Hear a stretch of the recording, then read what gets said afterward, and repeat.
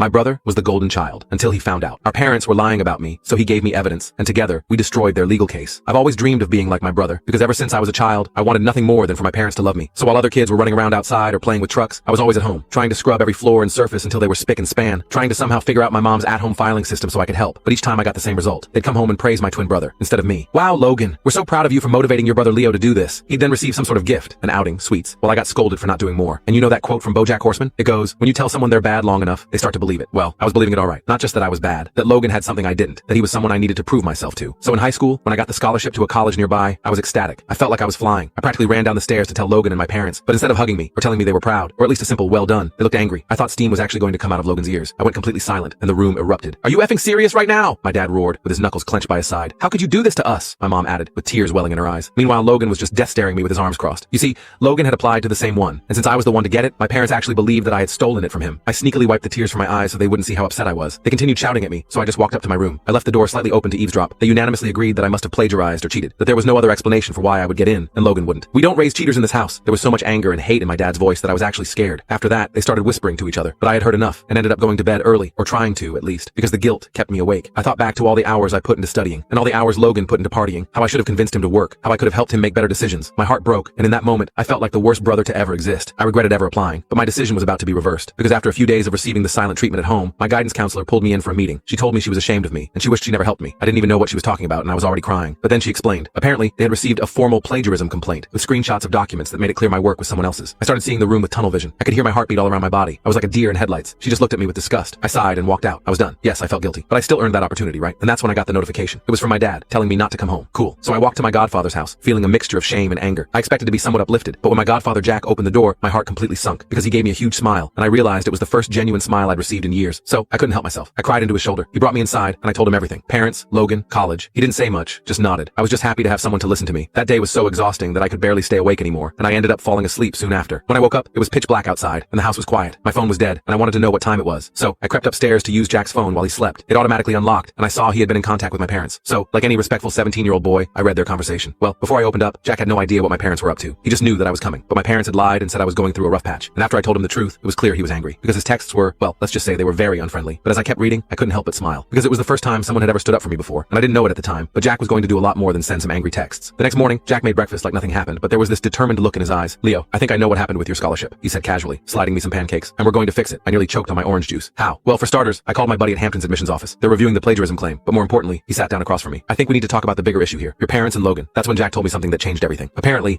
he'd been watching this dynamic in our family for years, getting more concerned as time passed. He tried to talk to my parents about it a few times, but they always dismissed him. What they're doing isn't normal, Leo. It's not your fault, and you don't deserve it. I started crying again. Embarrassing, I know. And here's something else you should know, Jack continued, sliding his phone across the table. Logan called me this morning, said he needed to talk to me urgently about you. Wants to meet at the coffee shop downtown at noon. That sent a chill down my spine. Logan had never reached out to Jack before. What was he planning? You think I should go? Jack asked. Part of me wanted to say no, to hide away and never face my family again. But a different part, maybe the part that had finally been stood up for, wanted answers. Yeah, I said. But I'm coming with you. I'll stay out of sight, but I want to hear whatever he has to say. Jack nodded. That's fair. But Leo, whatever happens today, I want you to remember something. This pattern with your family, it's going to end, one way or another. I had no idea then just how right he was, or how quickly things were about to unravel, because Logan wasn't coming alone to that coffee shop, and what we were about to discover would blow my entire family wide open. Looking back now, I realized that moment standing in Jack's kitchen was a turning point. For years, I'd accepted my family's treatment as normal, even deserved, but seeing Jack's unwavering belief in me made me question everything I'd been conditioned to accept. There's something powerful about having someone in your corner when you've been alone for so long. As Jack and I prepared for the meeting with Logan, I couldn't help but wonder what my twin wanted. Had he come to apologize? To threaten me further? I tried to imagine various scenarios, but nothing could have prepared me for what actually happened. The scholarship drama was merely the tip of a very deep, very dark iceberg that had been lurking beneath the surface of our family dynamics for years. I've learned that sometimes the hardest truth to accept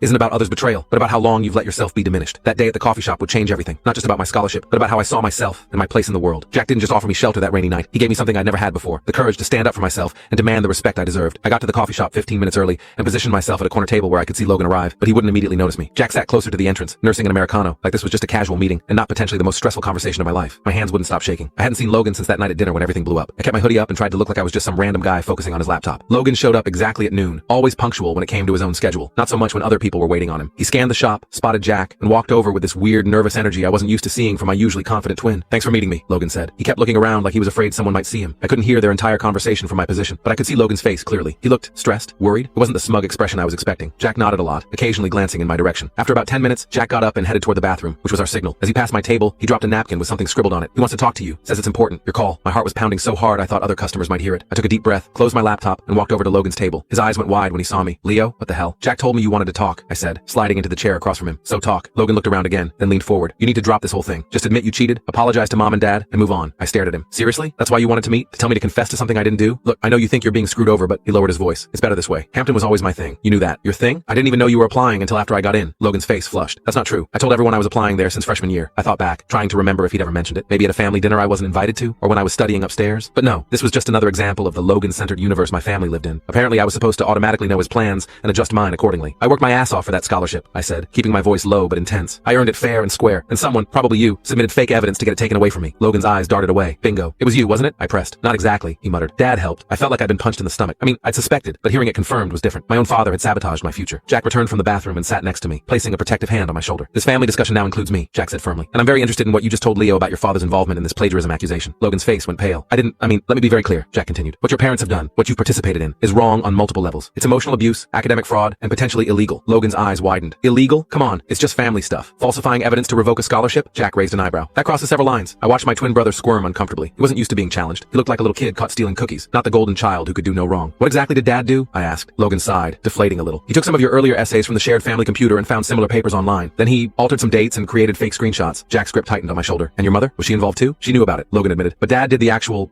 I felt numb. For years, I'd blamed myself for not being good enough. I tried to earn their love by being perfect. And all this time, they were actively working against me. Why? I asked, my voice cracking a little. Why would you guys do this to me? For the first time ever, I saw shame on Logan's face. Real shame, not the fake contrition he'd used to get out of trouble. It wasn't supposed to go this far, he said. When you got the scholarship instead of me, Dad was furious. Said you must have cheated somehow. I just went along with it. I always go along with it. Go along with what exactly? Jack asked. Logan looked between us, then down at his hands. With the Leo thing. The Leo thing? I repeated. He mumbled. The way they treat you differently. Jack leaned forward. Logan, I need you to be completely honest right now. Has this pattern of favoritism and sabotage been going on your whole lives? Logan nodded slowly. Since we were little. I don't even know why it started. At first I thought it was cool getting extra stuff, but then it got weird. Weird how? I asked. Like, they'd make me report back on what you were doing. If you were studying too much or getting good grades, they'd find ways to distract you, give you extra chores, hide your homework sometimes. Each word was like a knife. All those times I couldn't find my textbook. All those sudden urgent cleaning tasks right before exams. It hadn't been bad luck or my own disorganization. They'd reward me for getting better grades than you, Logan continued, not meeting my eyes. But if you outperformed me, they'd punish you for making me look bad. Jesus Christ, Jack muttered. I didn't understand it when we were kids, Logan said. But around middle school I figured it out. By then it was just the way things were. And you never thought to, I don't know, tell me? I asked, anger finally cutting through the shock. I tried once, Logan said. When we were 14, I told Mom it wasn't fair how they treated you. She got really upset, said I was being ungrateful, that they were just preparing us for the real world. Preparing us how? I demanded. Logan looked genuinely confused. Something about how there can only be one winner in life. That's why they were training me to succeed and you to not. Jack made a disgusted noise. That's seriously messed up. Why are you telling me this now? I asked Logan. After all these years of watching them tear me down, why the sudden attack of conscience? He shifted uncomfortably. This scholarship thing crossed a line when they kicked you out. I didn't know they were going to do that. And then when I heard you were staying with Jack, Dad and Mom started saying really weird stuff about how you were dead to the family and how we needed to cut out the cancer. The casual way he repeated those words sent a chill through me. They're talking about disowning me permanently, I realized aloud. Logan nodded. They're meeting with a lawyer tomorrow about removing you from the will and stuff. Mom's even talking about legally changing my last name to her maiden name so we don't share anything anymore. This is unhinged, Jack said, pulling out his phone. I'm documenting everything you're saying. No! Logan looked panicked. You can't tell them I told you? They'll what? I asked. Treat you like they treat me? His silence was answer enough. Jack put his phone down. Logan, I understand you're scared, but you need to understand what's happening here is deeply wrong. Your parents have been psychologically abusing Leo his entire life, and they've manipulated you into being part of it. Logan's eyes welled up. I know. I'm sorry. I wanted to be furious with him. Part of me was. But seeing him finally face the truth, I mostly felt sad. He'd been a pawn too, just in a different way. So what now? I asked Jack. Now we fix this, Jack said firmly. Starting with your scholarship. How? Logan asked. Dad already sent the fake evidence. Jack smiled grimly. I have a friend in Hampton's admissions office, remember? And unlike your father, I understand digital forensics. Those altered documents won't stand up to serious scrutiny. For the first time in days, I felt a flicker of hope. What about me? Logan asked quietly. I can't go back home and pretend this conversation never happened. Jack and I exchanged looks. Despite everything, he was still my twin. You can stay with me too, Jack offered. I have another spare room. Logan looked genuinely surprised. Why would you help me after what I did? Because unlike your parents, I don't believe in throwing kids away, Jack said simply. We left the coffee shop with a tentative plan. Jack would contact Hampton College to contest the plagiarism accusation. I would stay with Jack indefinitely, and Logan would go home to collect some essentials, make an excuse about staying at a friend's house for a school project, and then join us at Jack's later that night. I wasn't sure if I could trust Logan completely yet, but something had shifted between us. For the first time, we were on the same side against our parents' twisted game. Back at Jack's place, I helped prepare the second guest room for Logan while Jack made some calls. I couldn't hear everything, but phrases like pattern of emotional abuse and legal documentation made it clear he wasn't just focusing on the scholarship issue. Around 8 p.m., my phone buzzed with a text from Logan. Dad's watching me pack, acting suspicious, might be delayed. An hour passed, then another. By 11 p.m., Logan still hadn't arrived. I tried texting him, but the messages showed as delivered but not read. Something's wrong, I told Jack. Give him until morning, Jack advised. Your parents might be keeping a close eye on him after your disappearing act. I tried to sleep, but kept checking my phone every few minutes. No messages from Logan. I even tried calling around 2 a.m., but it went straight to voicemail. By breakfast, I was convinced our parents had somehow found out about our meeting. We need to go check on him, I insisted to Jack over coffee. Jack looked conflicted. If we show up at your parents' house, it could make things worse. Or Logan could be in trouble for trying to help me, I countered. Before Jack could respond, his phone rang. He checked the caller ID, and his expression turned serious. It's Hampton College. I held my breath as Jack answered and spoke in professional tones. The call lasted about 10 minutes, with Jack mostly listening and occasionally asking clarifying questions. When he hung up, his face was unreadable. Well, I demanded. The good news is my friend convinced them to re-examine the plagiarism accusation, Jack said. The bad news is they found something else. My stomach dropped. What? Another application for the same scholarship, using using your personal information but with different essays and recommendations. Submitted a day before the deadline. I was confused. I only submitted one application. Exactly, Jack said. Someone submitted a second one in your name, a much weaker one with obvious plagiarism issues. It was designed to invalidate your legitimate application. My parents, I whispered. It wasn't enough for them to accuse me after I got the scholarship. They tried to sabotage me before the decision was even made. The timing is suspicious, Jack agreed. But here's where it gets interesting. The fake application was submitted from an IP address associated with your high school, not your home. My mind raced. Logan, he must have done it from the school library. That would be my guess, Jack nodded. The good news is my friend is now aware of the situation and is documenting everything. They're going to review your original application on its merits alone. I should have felt relieved, but all I could think about was Logan. Had our parents figured out he was planning to defect to my side? Was that why he hadn't shown up last night? We need to check on Logan, I insisted again. After some back and forth, Jack agreed. We'd drive by the house to see if we could spot Logan or get him alone somehow. I was a bundle of nerves as we approached my neighborhood. What if my parents saw me? What if they called the police and accused me of trespassing? As we turned onto my street, I immediately noticed something strange. There was a moving truck in our driveway. What the hell? I muttered. Jack slowed the car, parking a few houses down. We watched as men carried boxes and furniture out of my childhood home and into the truck. Are they moving? I asked in disbelief. Jack frowned. Without telling you? That seems extreme even for them. We sat there for nearly an hour, watching the movers work. I spotted my mother directing them a few times, pointing at various items. My father appeared briefly, carrying some files to their car, but no sign of Logan. Finally, I couldn't take it anymore. I'm going over there. Jack grabbed my arm. Wait, Leo, think this through. They're literally moving away without telling me. I was nearly shouting. And Logan's still not answering his phone. Something is seriously wrong. Before Jack could stop me, I jumped out of the car and jogged toward my house. My mother saw me first. Her face went through several emotions rapidly. Surprise, anger, and then something like fear. What are you doing here? She hissed, grabbing my arm and pulling me around the side of the house, away from the movers. Where's Logan? I demanded. None of your business. You're not part of this family anymore. The casual cruelty still had the power to hurt, even after everything I now knew. So you're just moving without telling me? Where am I supposed to go? All my stuff is in there. We packed your essential items, she said coldly. Jack can pick them up next week from our lawyer. Where's Logan? I repeated. Something flickered across her face. He's staying with a friend until we get settled in the new house. I didn't believe her for a second. Which friend? That's not your concern. She looked over my shoulder. I see you've turned Jack against us too. Always playing the victim. Jack had followed me and now stood a few feet away, arms crossed. Barbara, we need to talk about what you and Robert have done. My mother's face hardened. There's nothing to discuss. Leo made his choices. Like working hard and earning a scholarship? Jack asked with barely controlled anger. Or did you mean existing in a household that systematically undermined and abused him since childhood? My mother actually laughed. A sharp, humorless sound. Is that what he told you? Poor Leo. Always misunderstood. Did he tell you about the substances we found in his room? I was so shocked I couldn't speak for a moment. What substances? I've never done substances in my life. The devil's lettuce and capsules in your desk drawer, she said smoothly. The ones Logan found last month. We were trying to help you, get you into treatment quietly, but then you started acting out with this scholarship nonsense. My head was spinning. They were making up complete lies now, creating an entirely fictional version of me. Jack put a steadying hand on my shoulder. Barbara, this has gone far enough, he said firmly. We have documentation of the false plagiarism claims. We know about the fake application submitted in Leo's name. And now you're abandoning your 17-year-old son and making up substance accusations? My mother's confident facade cracked slightly. You have no proof of anything. Actually, we do, Jack replied. But right now, my concern is Logan. Where is he really? For the first time, my mother looked uncertain. He's fine. He's just processing everything. Let me talk to him, I demanded. Just 5 minutes. That's not possible right now. My father chose that moment to come around the corner. When he saw me, his face contorted with rage. What is he doing here? Barbara, I told you to call the police if he showed up. Robert, Jack stepped forward. We're trying to have a civil conversation about what's happening here. My father pointed at Jack. You've always undermined our parenting. Always taken Leo's side. Well, now you've got him. He's your problem now. He's not a problem, Jack said evenly. He's a remarkable young man who deserves better than what you've done to him. My father's face turned an alarming shade of red. Get off my property before I call the police. Where's Logan? I asked again, refusing to be intimidated. Gone, my father shouted. He's gone where you can't poison him against us anymore. A chill ran through me. What does that mean? My mother grabbed my father's arm. Robert, don't. For a moment, none of us spoke. The movers continued working in the background, pretending not to notice the family drama unfolding. We've enrolled Logan in Westfield Academy, my mother finally said. He left yesterday. Westfield Academy, the boarding school 3 states away known for its strict disciplinary approach. The place parents sent troubled kids to straighten them out. You sent him to boarding school because he talked to me? I was incredulous. We sent him there because he needs structure, my father snapped. Away from your influence. Jack pulled out his phone. I'm calling Logan right now. His phone privileges have been suspended for the first month, my mother said smugly. School policy for new students? I couldn't believe what I was hearing. They'd essentially imprisoned Logan because he'd shown signs of breaking away from their control. This isn't over, Jack said, his voice deadly calm. You've made a series of very poor decisions that have legal consequences. Expect to hear from my attorney. He gently guided me away from my parents, back toward his car. I was too stunned to resist. They sent Logan away, I kept repeating as we drove off. Because of me. No, Jack corrected firmly. They sent Logan away because they're losing control of their narrative. This isn't your fault, Leo. None of it is. Back at Jack's house, we formulated a plan. Jack contacted a lawyer friend who specialized in family law. I wrote down everything I could remember about my parents' treatment over the years. The sabotage, the favoritism, the emotional manipulation. And together,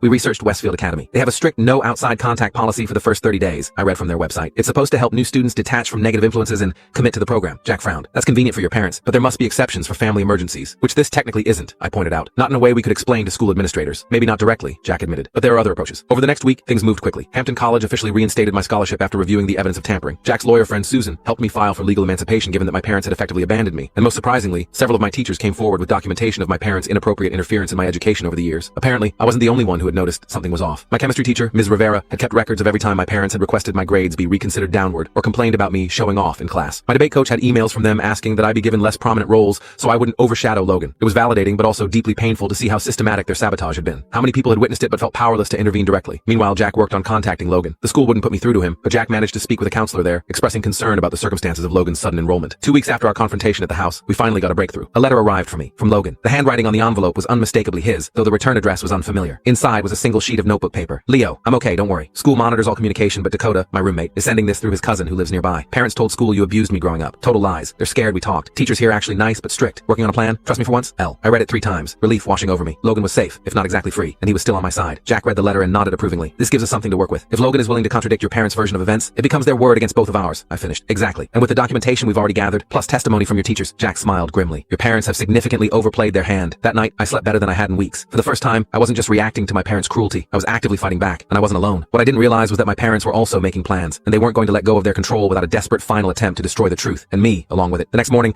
I woke up to Jack shaking my shoulder urgently. Leo, wake up. We have a problem. I rubbed my eyes and checked my phone. 6:47 a.m. Way too early for any good news. What's going on? I mumbled. Jack handed me his laptop. On screen was an email from Susan, his lawyer friend. I skimmed it quickly, then felt my stomach drop. They're filing for a restraining order against you? On what grounds? Apparently, Jack said grimly, your parents are claiming you've been harassing them, making threats, and that they fear for their safety. I sat up straight, fully awake now. That's complete BS. I haven't even contacted them since that day at the house. I know, Jack nodded. Susan thinks it's a preemptive move. They're trying to legally keep you away and control the narrative before we can make any more progress with Logan or the scholarship situation. I fell back against my pillow, just when I thought things couldn't get more twisted. They're also claiming I've been brainwashing you, Jack added, his voice tight, and that I have some kind of inappropriate interest in turning you against them. That made me genuinely angry. Jack had been nothing but supportive while my actual parents were the ones pulling every manipulative trick in the book. So what do we do? I asked. Susan's already on it. We have documentation, remember? And their claims won't hold up under scrutiny. Jack squeezed my shoulder. But we need to be smart here. No contact with your parents at all. Document everything. And we need to accelerate our plans with Logan. Over breakfast, Jack and I strategized. The restraining order hearing was scheduled for next week. If granted, it would legally prevent me from contacting my parents or going near their new home, which was exactly what they wanted, to isolate me further and control what Logan knew. We need to get Logan's side of the story officially documented, Jack said. That letter helps, but we need more. I nodded, pushing my cereal around the bowl. But how? We can't contact him directly at the school. Jack smiled slightly. Remember Dakota's cousin? The one who smuggled out Logan's letter? I think we need to send a letter back. We drafted a careful message to Logan, explaining the situation and asking if he'd be willing to provide a signed statement about our parents' behavior. Nothing incriminating about the school. We didn't want to get him in trouble there. Just the facts about our family dynamics growing up and the recent scholarship situation. Jack found a way to mail it through a roundabout route that wouldn't raise suspicions at Westfield Academy. Then we waited. Meanwhile, more evidence of my parents' bizarre campaign against me surfaced. Ms. Rivera, my guidance counselor, forwarded emails showing my dad had actually asked her to lose some of my recommendation letters last year to weaken my college applications. My debate coach revealed my mom had once offered to donate new equipment if she'd give Logan the team captain position over me, despite my better qualification. Each new revelation made me feel simultaneously validated and sick. All those years I thought I just wasn't good enough, when actually there were active efforts to hold me back. 3 days later, we got another break. Susan called to tell us the scholarship committee at Hampton had not only fully reinstated my scholarship, but had issued a formal apology. Their investigation had confirmed the plagiarism claim was fabricated, and they were implementing new security procedures to prevent similar situations in the future. That's one win, Jack said after the call. But we still need to deal with the restraining order and Logan's situation. That afternoon, I was helping Jack organize documents for our case when the doorbell rang. Jack went to answer it, and I heard murmured conversation at the door. A minute later, he came back into the kitchen with a serious expression. Someone's here to see you, he said cryptically. I followed him to the living room and stopped short. Sitting on the couch, looking nervous but determined, was Dakota, Logan's roommate from Westfield Academy. Dakota, what are you doing here? I asked, stunned. The lanky teenager stood up. Logan sent me. Well, technically I'm visiting my cousin for the weekend, but Logan asked me to come here before heading back tomorrow. Jack looked as surprised as I felt. How did you even find this address? Dakota shrugged. Logan had it memorized, said it was his godfather's place. I sat down across from him. Is Logan okay? He's fine, but he wanted me to give you this. Dakota pulled a sealed envelope from his backpack. He said it's super important, and I shouldn't let anyone else see it. I tore open the envelope. Inside was a USB drive and a note in Logan's handwriting. Leo, everything you need is on this drive. Password is our birthday. I've been keeping records for years, just never had the courage to share them. I've hidden them in a locked box under my bed that Mom and Dad never found. Be careful. They're telling everyone you're dangerous and unstable. They even tried to convince the school I need protection from you. Logan. My hands were shaking as I handed the note to Jack. Records? Jack wondered. What kind of records? I immediately went to Jack's computer and plugged in the USB drive. After entering our birthday as the password, a folder opened containing dozens of files. Text documents, audio recordings, photos, and screenshots, all meticulously labeled and dated. What the F? I whispered as I started opening files. There were recordings of my parents discussing how to undermine my achievements. Screenshots of text messages between them planning to hide my college application materials. Photos of awards and certificates of mine that had mysteriously disappeared over the years, apparently saved by Logan before our parents could destroy them completely. But most devastating were Logan's personal journals, dating back to when we were 13. He'd been documenting, in painful detail, the pattern of favoritism and manipulation. How our parents would praise him in front of me while criticizing me behind closed doors. How they'd purposely set us against each other, rewarding Logan for outperforming me and punishing me for outshining him. I didn't want to believe it was intentional for a long time, Logan had written when we were 15. But today, I heard Dad tell Mom they needed to keep Leo in his place, because families need a hierarchy. When Mom worried it might hurt Leo's feelings, Dad said, better he learns his place now than thinks he deserves more than he's worth later. I feel sick about it, but don't know what to do. Jack read over my shoulder, his face growing darker with each new file. This is extensive, he said quietly. Logan's been documenting this for years. Why didn't he ever tell me? I asked, feeling a complicated mix of gratitude and betrayal. Dakota, who had been quietly waiting in the living room, spoke up. He tried to explain it to me, said he was afraid of losing the only good thing in his life, your parents' approval. By the time he realized how messed up it was, he felt too guilty to come clean. Jack turned to Dakota. Would you be willing to tell a judge what you've seen and heard at school about Logan's situation and what his parents have said? Dakota hesitated. I could get in trouble for leaving campus without proper permission. We can work around that, Jack assured him. Your cousin's visit is legitimate, right? We just need your statement, not for you to appear in court right now. After some discussion, Dakota agreed to provide a written statement. He confirmed that Logan had arrived at Westfield abruptly, with a backstory provided by my parents that painted me as unstable and potentially violent. He also revealed that Logan had immediately told his counselor this wasn't true, but the school was obligated to follow the parents' instructions about contact restrictions. Logan's actually doing okay there, Dakota added, which was somewhat reassuring. The teachers are strict but fair. It's just the communication blackout that's the problem. After Dakota left, with promises to safely deliver a new message back to Logan, Jack and I spent hours reviewing all the files. It was overwhelming evidence of a pattern of abuse and manipulation that had shaped my entire life. This changes everything for the restraining order hearing, Jack said, but we need to be strategic about how we use it. Susan came over that evening, and the three of us developed a plan. Rather than just defending against the restraining order, we would counter with our own legal actions. A petition for my complete emancipation,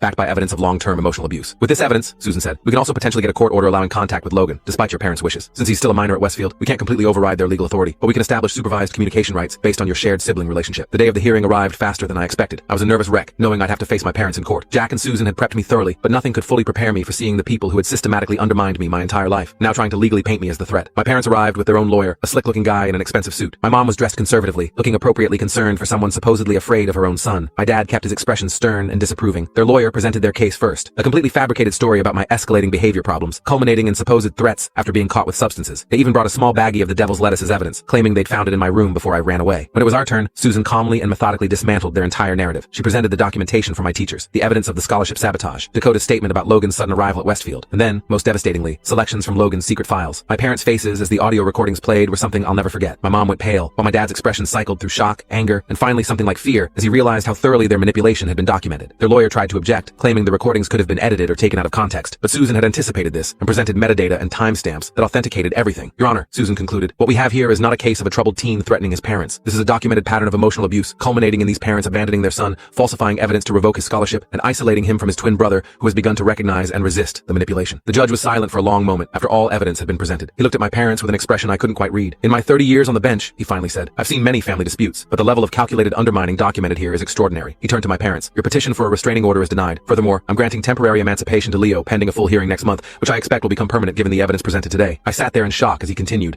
addressing the subject of Logan. Regarding the minor child Logan, while this court cannot remove him from his current educational placement without a separate hearing, I am ordering that he be allowed regular contact with his brother effective immediately. The school is to be notified that no restrictions on communication between the siblings are to be enforced. My parents looked stunned. Their lawyer was already gathering papers, probably planning an appeal, but the damage was done. The truth was out, officially recognized by the court. As we left the courtroom, my mom tried to approach me, suddenly shifting to a tearful, we only wanted what's best for you act. Jack firmly steered me away, and Susan reminded her that any direct contact would violate the new court order. 3 months have passed since that day. I'm now legally emancipated and living permanently with Jack, who's become more family to me than my biological parents ever were. Hampton College confirmed I'll start in the fall with my full scholarship intact. Logan decided to stay at Westfield Academy through the end of the semester. Turns out he actually likes the structured environment and is doing well academically without our parents' twisted dynamics influencing everything. We video chat almost every day now, rebuilding our relationship as brothers without the competition our parents forced on us. As for my parents, they moved forward with their relocation plans, apparently telling their new neighbors they have only one son who's away at boarding school. Susan says this kind of denial is common in parents faced with evidence of their own abuse. I still have moments of doubt and insecurity. Decades of being told you're not good enough don't disappear overnight. But for the first time in my life, I'm not trying to earn love that was never freely given in the first place. Yesterday, Logan told me something that really stuck with me. He said, you know what's weird? I always thought being the favorite child was a good thing, but it was just a different kind of trap. He's right. We were both victims of our parents' screwed up dynamic, just in different ways. The difference is now we both get to decide what happens next. And for once, neither of us is competing for a prize that was never worth winning in the first place.